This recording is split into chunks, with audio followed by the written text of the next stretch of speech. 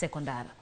Kawadhi nyime ni jopuonjre ariyo mawuok e kaunti ma Bungoma monego bed ni riwore gi skunde mag sekondar nyaka sani ok nyal dhi nyime gi somo kaluore gi nok mar fee. Kata obedo ni pod hikgi ni piny, jopuonjre go koro odonjo e ohala mar loso bricks ka gigeno choko omenda mabiro reso sombgi. Japuonjre moro manyako mane oyudo maksi 360 e skund primar ma Bondo Township bende kwayo sir mar chopo lek mare. Bricks godoko gi yudo konyruok. Sharon Ong'awo miyowa mathoth. Ma jowetegi pango buge mar donjo e form 1 chak dwe mar 2 higani. Dan kod owadgi ma Kaleb to nywasolo. Ok en achiel kuom gik ma itimo e lwedo e chenro mar somo mar CBC. En dwaro mar omenda e moketogi e paw tich. Odiochieng' kodiochieng' gijiwore mar nywaso kendo tielo lowo e box mag loso brick. Chal marach mar uchumi koro miyo nyithindogi koro nywako tich mar mbeko ting' ne anyuola margi. Kweli kwa hao watoto nimetamani sana wasome, lakini ninaona kweli imefikia mahali nimeona imekuwa ngumu. Dan na Masaka ne oyudo max 360 ka owadgi Kaleb bende ne oyudo max 305 e duoko mar penj mar KCPE ma higa mokalo. Kata bedo ni nok mar omenda pod odino negi yo machomo klas mano mar 9, ojendegi oramo ni ok gisim sulwe mar lek margi mar bedo midusa. Nimeweza kuita kwa shule ya Bungoma High na hakuna ninavyoweza kusaidiana na mzazi wangu ili niende shule.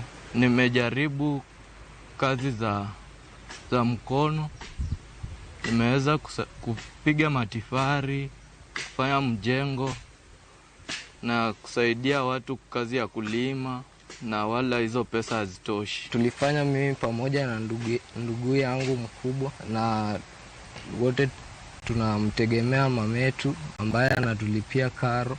Alikuwa akitulipia karo kuanzia darasa la kwanza mpaka la 8, na kwa hivi sasa ana namna yoyote ya kuweza kupata karo ya kutulipia katika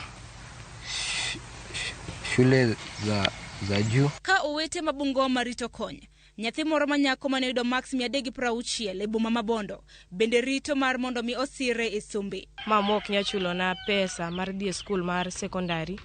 Owadwa be ni e skul mar sekondari mar Ramba, to mama ok nya chulo ne be pes skul. Koro an ok anya bet mos nikech mama onge pesa matera e skul, to an gi wasiwasi nikech ok anya dhi skul. Quincy Atieno Afande mane en japuonjre e skund primar ma Bondo Township onyiso luoro ni dipoka okoso donjo e form 1 poni kony okochopone e sama winjore.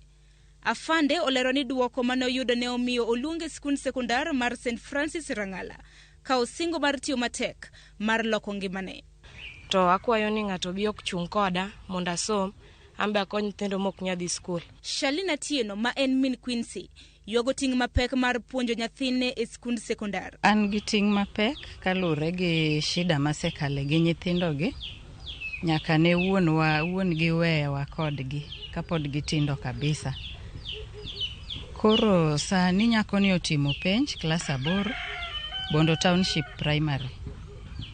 Koro kaluore gi ngima mapek kod ting' makoro ohinga, akwayo ni ng'ata manyalo biro mondo konywa mondo nyathini odonje skul. Koyo makamagi biro mana ka jopuonjre mane otimo penj mar klas 8 e giko mar higa mokalo chano riwore kod skunde mag sekondar chieng' tarik 6 mar dwe mabiro. Sharon Ong'awo, Ramogi TV.